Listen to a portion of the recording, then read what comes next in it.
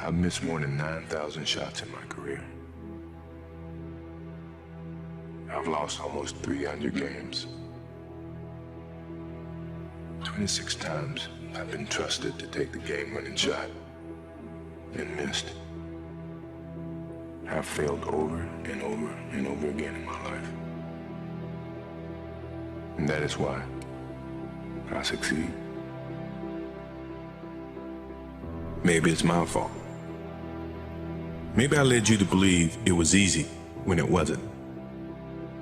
Maybe I made you think my highlights started at the free throw line and not in the gym. Maybe I made you think that every shot I took was a game winner. That my game was built on flash and not fire. Maybe it's my fault that you didn't see that failure gave me strength, that my pain was my motivation. Maybe I led you to believe that basketball was a God-given gift and not something I worked for every single day of my life. Maybe I destroyed the game. Or maybe you're just making excuses. Have you ever gone on the court and been afraid? No, I've never been afraid. I mean, obviously you're nervous, but afraid means you're not confident in your skills. I have total confidence in my skills, so I'm not afraid. You had the utmost confidence. Your confidence level was through the roof. Where is it now? On top of the roof. I don't think my confidence changed. I wouldn't have come back into this situation. I never feel that I'm at my best. I feel I still have room to improve. I still set goals for myself to strive for. I'm never complacent with what I've achieved.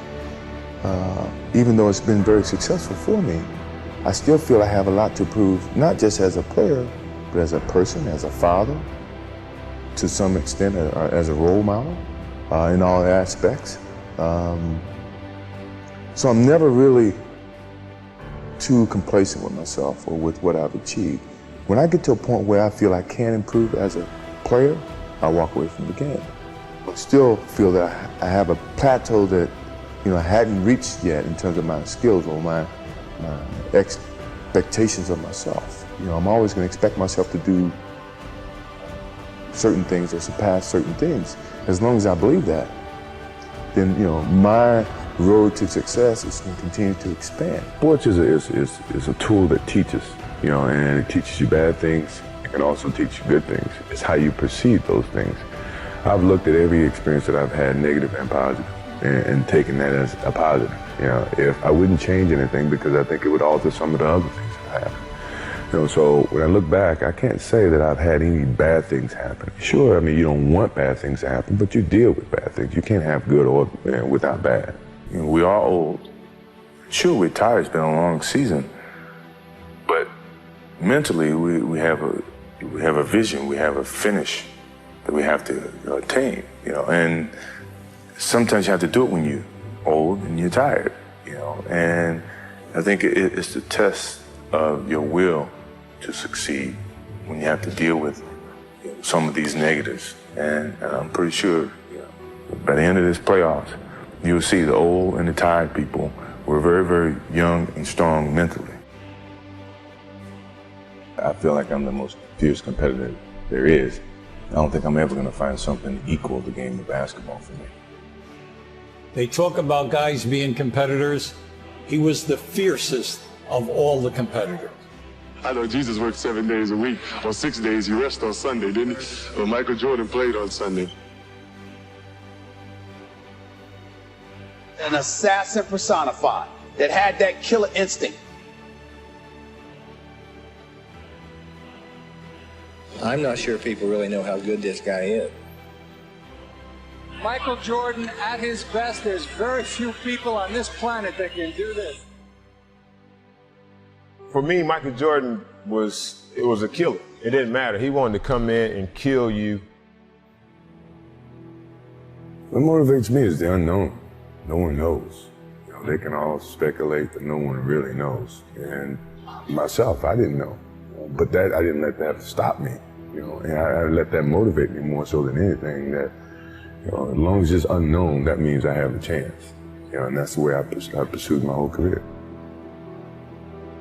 No matter what the game is, or who you're playing against, you have to want the ball.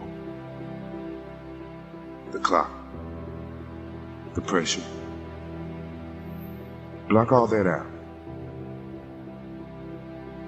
All you think about is what you have to do to win. That's why I love the end of the game. Because it comes down to that one moment when it's all in my hand.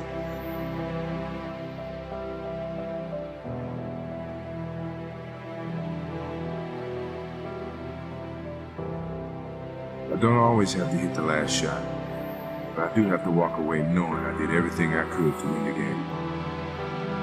When you step on the floor, it doesn't matter how many times you've done it before. All that matters is that you do it now. Those are the moments you put in the hours of practice for. Those are the ones you never forget. I never feared about my skills, you know, because I put in the work. Work ethic eliminates fear. So if you put forth the work, then what are you fearing? You know what you're capable of doing, what you're not. I've never been afraid. I mean, obviously you're nervous, but afraid means you're not confident in your skills. I have total confidence in my skills, so I'm not afraid.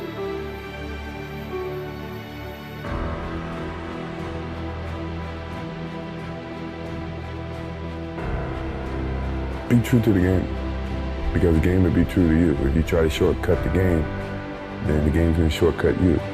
If you put forth the effort, good things will be bestowed upon you.